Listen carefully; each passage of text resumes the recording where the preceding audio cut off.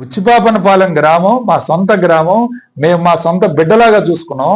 మేము ఎందుకు ఈరోజు మేము బుచ్చిపాపనపాలెం గురించి మాట్లాడుతున్నామంటే, ఇప్పటికీ నా హాస్పిటల్లో 24 సంవత్సరాల నుంచి మా ఊరు నుంచి ఏ వ్యక్తి వచ్చినా ఓపీ ఉచితంగా చూస్తాం. మా ఊరు జన్మభూమి అనే మా కృతజ్ఞత ఉంది. ఎన్నో కార్యక్రమాలు చేసి సుమారు 12 కోట్లు పెట్టి అభివృద్ధి చేసాం మా 5 సంవత్సరాల ఆయనలో. మా గ్రామంలో కూడా మా సర్పంచ్ ఉంటే ఆ సర్పంచ్ కూడా పనులు పక్కన పెట్టి ఎవరో అనామకుడిని తీసుకొచ్చి అతను సర్పంచ్ పనులు చేయాలంట. కాలువలు క్లీన్ చేయటం, లైట్లు వేయరు, కాలువలు క్లీన్ చేయరు, అక్కడ మంచినీళ్ళు ఇవ్వరు.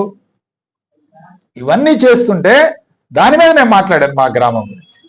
నిన్న మాకు తిరునాళ్ళ పర్మిషన్ కావాలంటే 20 సార్లు వాళ్ళు పోలీస్ స్టేషన్ తిరగాల్సి వచ్చింది. దీనివల్ల నేను మాట్లాడిన తప్ప వేరే విధంగా కాదు.